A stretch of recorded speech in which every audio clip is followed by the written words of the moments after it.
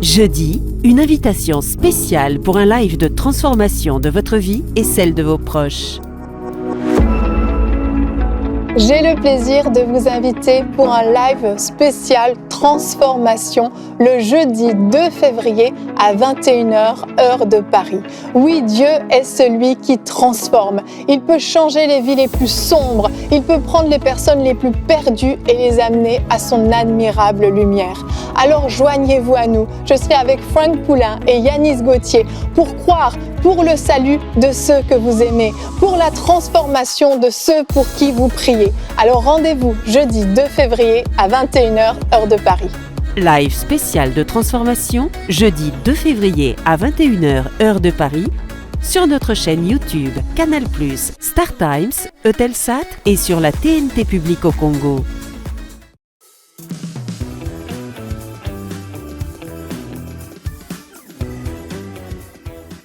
Bonjour à tous, bienvenue dans Bonjour chez vous. Nous continuons cette belle semaine qu'on passe tous ensemble.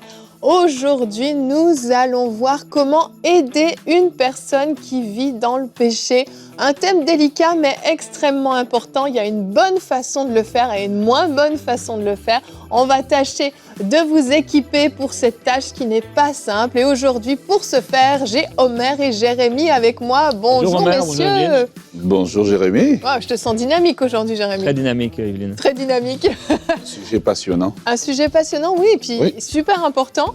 On ne sait pas toujours comment s'y prendre. Et Jérémy, tu seras notre coach aujourd'hui. Et oui, dans le conseil du coach, on va voir comment on peut aider donc une personne qui vit dans le péché et éviter d'aller dans un extrême ou dans un autre. Donc soit en étant extrêmement dur avec une personne, ou soit au contraire en laissant passer comme si ça n'avait aucune conséquence. Excellent, on a hâte de t'entendre. Mais pour commencer, on va faire notre pensée du jour.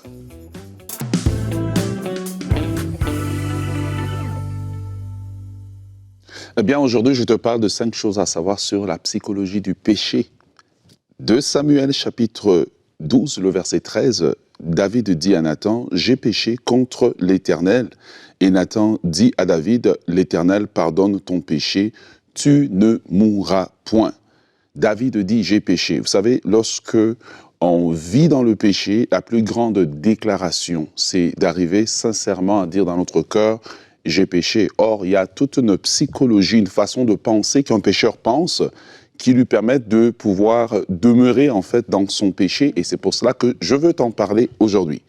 La première chose dans la psychologie du péché, eh bien, on dit c'est la faute des autres ou la faute des circonstances. David pouvait dire c'est la faute de Bathsheba. Eh bien, elle était dans une salle de bain publique à air ouverte. Et oui, c'est toujours la faute des autres. Et tant que ça sera la faute des autres, la faute des circonstances, la faute de ta belle-mère, de ton pasteur, la faute du taximène, de l'ordinateur qui n'était pas fermé à minuit, tu ne pourras pas t'en sortir. La première chose à vaincre dans la psychologie du péché, eh bien, c'est de reconnaître que c'est de ta faute et non la faute des autres. Deuxième des choses, eh bien, c'est croire que nous sommes l'exception à la règle. Voilà. Donc, Dieu est contre l'impudicité, mais dans ton cas à toi, ton impudicité est correcte. Et tant aussi longtemps que tu penses que tu es l'exception à la règle, tu ne pourras pas te sortir de ce péché.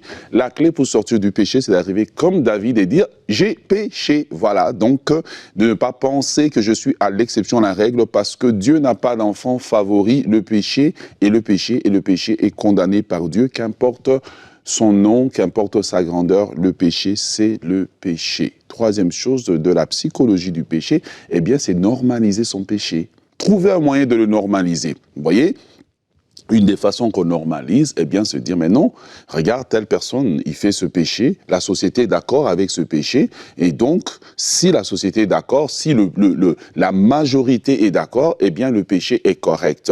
En tant qu'enfant de Dieu, nous devons être d'accord avec ce que Dieu dit, et non d'accord avec ce que la masse dit, non d'accord avec ce que la société dit. Si la Bible appelle une chose péché, il ne faut pas essayer de la normaliser. Un jour, j'ai discuté avec quelqu'un qui a essayé de me justifier l'impudicité bibliquement, avec des versets bibliques, vous voyez. Et quand on normalise le péché, on peut toujours continuer à le faire. Pourquoi? Parce que une chose qui est normalisée est une chose qui devient acceptable. Mais nous devons dire comme David, j'ai péché. C'est la plus grande déclaration et la déclaration la plus honnête qu'un chrétien puisse faire. Quatrième chose de la psychologie du péché, eh bien, c'est la conviction que le diable met en nous qu'on ne s'en sortira pas. Et donc, le diable te dit, puisque tu ne t'en sortiras pas, pourquoi ne pas continuer? Et donc, tu continues à répéter ton péché qui devient alors un péché qui était un péché, je dirais, temporaire, ça devient un péché cyclique, et le péché cyclique devient alors un péché habituel. Et lorsque ce mensonge du diable rentre en nous, on a cette impression qu'on ne s'en sortira pas parce que c'est une arme que l'ennemi utilise. Mais si tu peux dire avec moi aujourd'hui, j'ai péché, tu es dans le premier pas pour pouvoir t'en sortir. Numéro 5, cinquième élément de la psychologie du péché, eh bien, j'ai encore le temps de me repentir. Samson pensait qu'il allait s'en sortir, mais ce qu'on ne comprend pas, c'est qu'à chaque fois que tu pêches, tu perds d'une partie de la richesse que Dieu a mis en toi. Et ce que Satan veut, c'est que tu puisses remettre à demain le moment de ta repentance. Mais la parole de Dieu nous déclare dans le livre d'Hébreux que si vous entendez aujourd'hui sa voix, n'endurcissez pas votre cœur. Amen. Amen. Je ne m'attendais pas à ce que tu termines comme ça, mais je dis Amen, oui, n'endurcissez pas vos cœurs. Exact, merci beaucoup, Omer. Et le problème, quand on tolère le péché chez soi-même, mais chez les autres aussi, dans le cadre de l'Église, c'est qu'en fait, ça devient, vous savez, c'est le principe de la pomme pourrie dans le panier de pommes, c'est que petit à petit, ça va infecter aussi les autres pommes qui vont à leur tour pourrir. Donc je ne dis pas qu'une personne dans une église qui pêche, forcément toute l'église va tomber dans le péché, dans le même péché, c'est pas ce que je dis, mais c'est que si on tolère le péché dans l'église, et quand je dis l'église avec un grand E finalement, mais aussi avec un petit E aussi, l'église locale, c'est que petit à petit, en fait, il y a une espèce de légèreté vis-à-vis de la sanctification qui s'installe. Oh oui, on sait que lui, sa vie est pas tout à fait en règle, mais on laisse faire, c'est pas grave. Et puis il est bien à l'aise dans les temps de louange de lever les mains, puis ça dérange personne. Puis finalement, quelqu'un d'autre va se dire, oui, c'est vrai que finalement c'est pas si grave que ça si je fais ça, si je fais ça. Et petit à petit, chacun va devenir de plus en plus léger par rapport à la sanctification. Et c'est là le problème, c'est que finalement, le Saint-Esprit va être extrêmement attristé par ce qui se passe, et on va se priver d'énormément de choses. On va se priver de la gloire de Dieu, mais aussi on peut passer carrément à côté du salut. Et là, c'est dramatique. En fait, si on ne comprend pas, la raison en fait de ma pensée, c'est si on ne comprend pas comment quelqu'un qui vit dans un péché répétitif raisonne, et si cette personne ne comprend pas elle-même comment elle raisonne, elle ne peut pas s'en sortir en fait. Et une des choses que l'ennemi ne veut pas, c'est que le schéma de notre raisonnement, parce que c'est un faux raisonnement en fait. Vous voyez, c'est un faux raisonnement qui est là, que l'ennemi va mettre en nous, il va renforcer par différentes méthodes. Mais il y a une chose qu'on doit comprendre, c'est que le péché, il affaiblit le chrétien, il affaiblit le corps de Christ. Complètement, il affaiblit une église. Dieu ne demeure pas dans le péché. Entre l'Ancien Testament et le Nouveau Testament, la nature de la sainteté de Dieu n'a pas changé. Amen. Il est le même, il est le Dieu 3 fois saint. La Bible dit qu'il est le même hier, aujourd'hui et éternellement.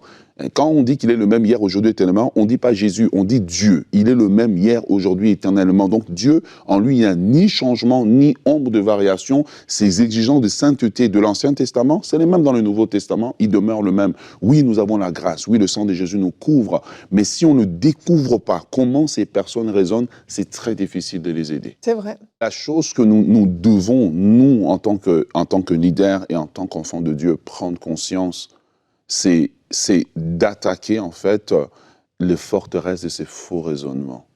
C'est incroyable que quelqu'un peut être pris dans quelque chose comme David et il justifie la chose, il justifie, non, si je fais ça, c'est à cause de ça, c'est à cause de ça.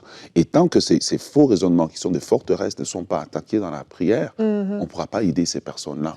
Parce que ces personnes sont prises dans un certain filet. Mais j'aimerais vous dire, mes bien-aimés dans le Seigneur, c'est que Dieu est saint, et ses exigences n'ont pas changé. Dieu n'est pas notre copain. Dieu, il est Dieu, quoi. Il est Dieu. Et qu'importe qui nous sommes dans le corps de Christ, qu'importe le rang que nous occupons, nous devons faire l'effort de vivre dans la crainte de Dieu, nous-mêmes et faire l'effort aussi d'aider ceux qui sont faibles et ceux qui tombent à se relever. Et ce que j'aime, c'est que Nathan n'est pas venu avec un esprit de condamnation envers David, mais avec un message d'espoir, avec un message de restauration. Et c'est le but aujourd'hui pour que chacun d'entre nous comprenne qu'il est possible de se relever, mais la Bible dit avec raison, aujourd'hui. C'est aujourd'hui, c'est pas demain. Si vous entendez sa voix, n'endurcissez pas votre cœur. Pourquoi la Bible dit?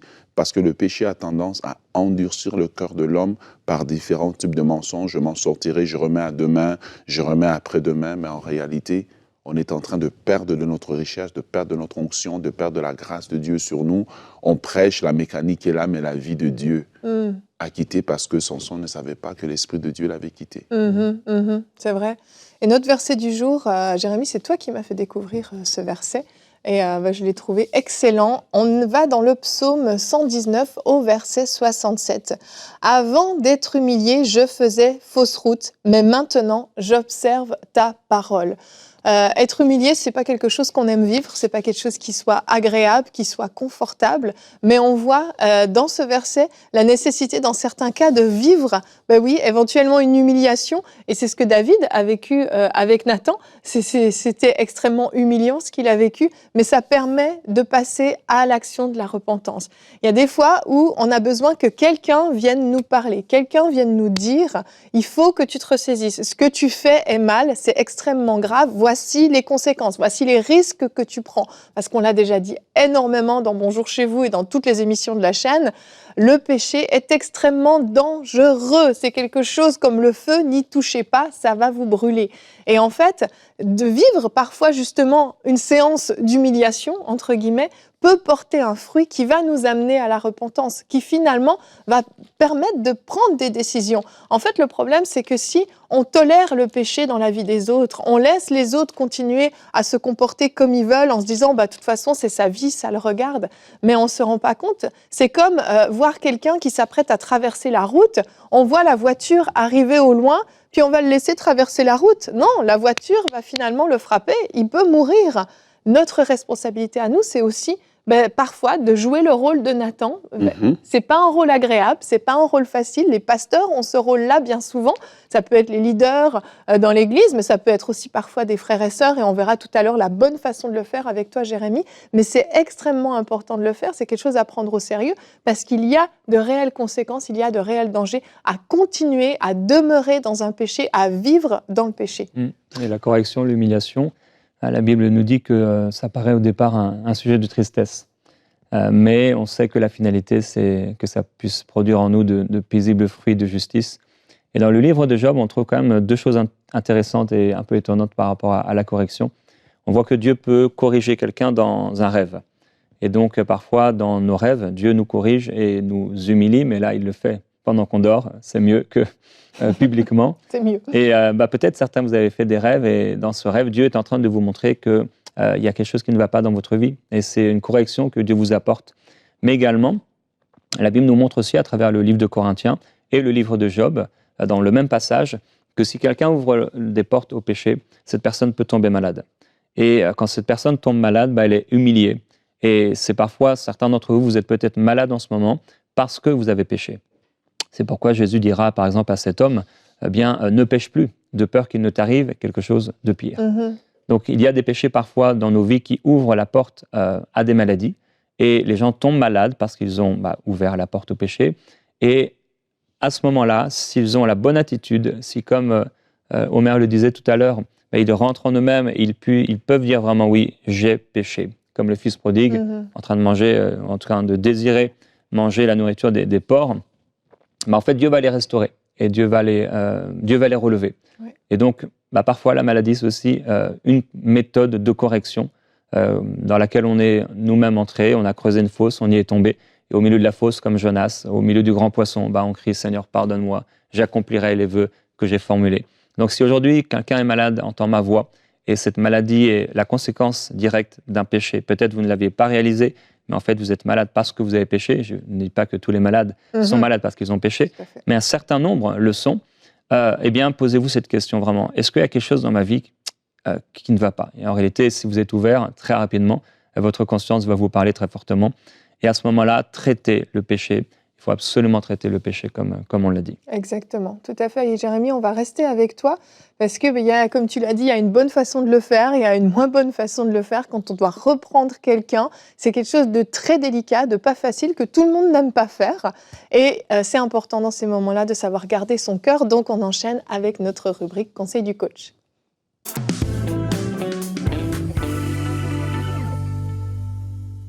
Alors donc, comment on peut aider quelqu'un qui vit dans le péché? Il y a vraiment deux extrêmes par rapport à ça. Le premier extrême, c'est par exemple David. La Bible nous dit que son fils Adonijah, il ne lui avait jamais fait aucun reproche. Ça, c'est le premier extrême. Voilà, qu'on a quelqu'un qui vit dans le péché autour de nous, duquel on est responsable et on ne fait absolument rien, on laisse les choses se faire et ça peut arriver en tant que parent. Il y a un autre extrême, peut-être on pourrait trouver le cas chez les pharisiens. Ils ne se posent même pas la question, ni comment, ni quoi, ni pourquoi. Ils amènent auprès de Jésus la femme adultère, ils sont prêts à la lapider. On ne sait pas où est l'homme, certainement. Moi, je pense que c'était un pharisien ou quelqu'un bien connu par les pharisiens qui le couvrait. En tout cas, c'est d'être extrême avec les gens, sans amour, et on va violenter les personnes, on va chasser les personnes de nos vies, de l'Église, alors qu'en réalité, eh bien, en nous-mêmes, parfois, il y a des choses pires que ces personnes-là. Et c'était comme ça qu'agissaient les pharisiens. Mais en dehors de ça, donc, il y a un équilibre à avoir, parce qu'en effet, il faut traiter le péché. Et c'est intéressant de voir que parmi les Corinthiens, eh bien, il y avait tout un tas de péchés. Ils avaient les dons spirituels, mais il y avait en même temps un mélange avec tout un tas de péchés, au point où l'apôtre Paul a dit dans le chapitre 5 de 1 Corinthiens, on entend parler constamment d'inconduite. Donc, constamment, en fait, l'apôtre Paul, où qu'il aille, je suis persuadé qu'il entendait des retours. Tu ne sais pas ce qui s'est passé encore dans l'église de Corinthiens, tu ne sais pas encore ce qu'a fait un tel, etc. Et l'apôtre Paul, en fait, s'insurge et il dit, mais il faut absolument que vous traitiez le péché. Et donc, il donne cet exemple, c'est même au point, vous êtes arrivé jusqu'au point où l'un de vous a la femme de son père. Et donc, j'imagine cet homme venir à l'église, bras dessous, avec la femme de son père. Et c'est tellement étonnant parfois dans les églises, parce qu'il y a une façon de se comporter dans l'église. Paul le dit à Timothée. Je vais te montrer comment il faut se conduire dans la maison de Dieu. Et donc, il y a des gens parfois qui s'immiscent au milieu de nous, comme Jude aussi en parlera. Il dira, il s'est glissé parmi vous certains hommes dont la condamnation est écrite depuis longtemps. Donc c'est sûr, il y a des faux frères, mais il y a aussi des vrais frères qui simplement ont des péchés, ou sont tombés dans le péché, ou vivent et demeurent dans le péché. Et il faut pouvoir traiter le péché. Et c'est étonnant donc de voir parfois certaines personnes dans l'Église pécher, et ça n'a pas l'air d'être grave, c'est pas grave, je pêche, voilà, c'est pas grave, Dieu m'accepte comme cela, et je ne traite pas le péché. Donc le premier point, c'est qu'il faut traiter le péché. Alors, après le fait c'est sûr, de traiter le péché, il y a plusieurs façons de faire par rapport au péché. Bon, on voit dans 1 Corinthiens, la conclusion de ce chapitre 5, l'apôtre Paul va dire « Il expulsez ou encore ôtez le méchant du milieu de vous ». Alors certains, ils ont été dans cet extrême-là. Bon, quelqu'un a péché, je l'ai vu fumer, je l'ai vu mal parler, je l'ai vu aller en dehors de l'église. Et c'est pas du tout la façon de faire du Seigneur. Ça crée des blessures terribles. C'est très dangereux et c'est très mauvais. Et donc, de quelle façon l'apôtre Paul a apporté la correction par exemple, dans ce passage-là. Dans le chapitre 5, au verset 1, donc, il est simplement en train déjà de faire un état de fait, donc il les met devant la réalité. Il y a du péché dans l'Église, donc ça pourrait être le cas pour quelqu'un. Il y a du péché dans ta vie. Au verset 2, il dit, voilà, vous êtes enflés d'orgueil, vous n'avez pas plutôt pris le deuil afin que celui-ci soit ôté du milieu de vous. Donc, après les avoir mis devant la réalité, devant les faits, il va leur montrer ce qu'ils auraient dû faire. Donc, en quelque sorte, vous auriez dû agir ainsi. Troisièmement, on peut le voir un peu plus loin, il dit « Je vous ai écrit dans ma lettre », donc il y avait une lettre précédente, « de ne pas avoir de relation avec les débauchés ». Il va continuer dans cette pensée. Donc troisièmement, il va leur rappeler l'éducation qu'il leur a donnée, les avertissements qu'ils ont reçus, parce qu'en fait, tu ne peux pas corriger quelqu'un qui ne savait pas. Tu peux l'éduquer et l'instruire, mais pas le corriger parce qu'il ne savait pas. La correction vient après l'éducation. Ensuite, en les mettant devant leurs responsabilités. Au chapitre 6, au verset 2, il les met devant leurs responsabilités. On va juger les anges. Donc, vous avez une responsabilité face au péché. Et finalement, on le voit dans les versets suivants, dont on n'aurait pas le temps de voir ça, mais il va les enseigner à nouveau, il va les instruire à nouveau, il va ajouter des informations à ce qui pouvait leur manquer, des enseignements qu'il leur avait déjà donnés. Donc, il ajoute pour leur faire bien comprendre les choses, afin qu'ils puissent vraiment avoir des fondations qui sont fortes. Qu'est-ce que vont faire les frères de l'église de Corinthe par rapport à cet homme-là qui a péché, donc venant à l'église avec la femme de son père? On peut facilement imaginer, puisqu'on peut lire dans 2 Corinthiens, je crois que l'apôtre Paul parlait de la même situation, et on peut imaginer donc que les frères de Corinthe ont traité le péché. Ils ont traité le péché, ils ont été voir le frère, et ils lui ont dit certainement, maintenant, on va devoir t'exclure de l'église si tu ne changes pas, si tu ne te repens pas. Maintenant, comment lui, Jésus, enseignait comment on peut aider quelqu'un qui vit dans le péché? On le voit dans Matthieu chapitre 18 au verset 15. « Si ton frère a péché, va et reprends-le seul à seul. » Je pense personnellement qu'il s'agit ici, surtout particulièrement, si ton frère a péché contre toi. Je ne vais pas aller demain visiter une église, je suis un chrétien, je visite une église, je vois quelqu'un fumer devant l'église et je vais aller voir cette personne. Tu sais, c'est pas bien de fumer. Personnellement, je ne ferai pas ça. Peut-être vous, mais pas moi. En tout cas, si ton frère a péché, va et reprends-le seul à seul. Je crois personnellement qu'il est préférable d'avoir une responsabilité vis-à-vis de la personne. Alors, ça peut être une responsabilité de père, ça peut être une responsabilité de responsable spirituel, mais c'est vrai, ça peut être une responsabilité de frère et de sœur. Donc, on a quand même un droit de parole dans la vie des personnes, mais c'est vrai que plus on est éloigné d'une personne, et plus c'est difficile, et ce sera difficile de corriger cette personne par rapport à son péché, parce qu'en fait, qui es-tu pour me corriger? Ouais, alors, c'est vrai un minimum de relation avec la personne. Voilà, il faut connaître la personne quand même. Donc, en tout cas, si ton frère a péché, va et reprends-le seul à seul. Donc, je crois que c'est la première chose à faire après avoir prié. Je crois personnellement. Donc, si quelqu'un que tu connais vit dans le péché, personnellement, je t'encouragerais à prier d'abord pour lui. Pas avec lui, mais prier pour lui dans le lieu secret. L'apôtre Paul, Jacques aussi nous en parle, que par la prière, on peut ramener quelqu'un à Dieu. Et on pourrait lire ça dans les derniers versets du livre de Jacques. Donc, on peut ramener quelqu'un à Dieu par la prière. De la même façon, on peut amener par la prière quelqu'un à se repentir, sans même lui parler. Rappelez-vous qu'une femme peut gagner au salut son mari sans parole. C'est ce que nous dit la parole de Dieu dans le Nouveau Testament. Donc, ça veut dire que même sans parole, sans avoir à adresser la situation avec la personne, bien sûr, ça dépend de la responsabilité qu'on a. Si c'est votre enfant, il va falloir lui parler, qu'il comprenne, etc. Mais je peux prier pour cette personne, pour que cette personne puisse rentrer en elle-même, comme Omer le disait au début de l'émission, et dire oui, c'est vrai, j'ai péché. Après avoir prié, je crois qu'il faut faire ce que donc, le Seigneur Jésus a dit, aller voir la personne et lui parler de la situation. Avec un cœur doux, avec amour, en se rappelant, comme dit Ecclésiaste, de ne pas être plus dur avec les autres qu'avec soi-même, et en se rappelant que toi-même, finalement, tu as toi-même aussi mal parlé un jour. Donc, faire grâce comme il nous a été fait grâce. Amen. Donc, on explique à la personne, je me suis aperçu de ça. Chez certains, les péchés sont manifestes. Chez d'autres, on ne les voit que par la suite. Mais quand il y a des péchés manifestes, donc, dont on est au courant, on va aller voir cette personne et avec amour, avec douceur, après avoir prié, parce que dans la prière aussi, on va recevoir l'inspiration et la sagesse pour pouvoir lui parler. Donc, on va lui parler avec amour et douceur. Et peut-être aussi en partageant nos propres défis, quels ont été nos défis dans le passé, comment le Seigneur nous a restaurés. Donc avec de l'espérance. Et cette personne, donc, elle a entendu, on l'a encouragée.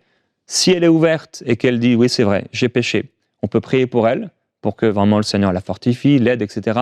On peut lui apporter notre soutien en lui disant « je suis disponible, si tu as besoin, je serai là pour t'aider dans ta marche avec le Seigneur, dans cette marche vers la sainteté, si tu le désires, ou je peux te mettre en contact avec un responsable de l'Église, si tu préfères. » Qu'est-ce que dit le Seigneur ensuite? S'il ne t'écoute pas. Donc, s'il n'écoute pas, et ça arrive parfois, prends avec toi 1 ou 2 personnes afin que toute l'affaire se règle sur la parole de 2 ou 3 témoins. Bon, c'est intéressant de dire que ici, les témoins n'ont pas vu la scène forcément, mais ils témoignent de ce qui va se passer dans cet entretien.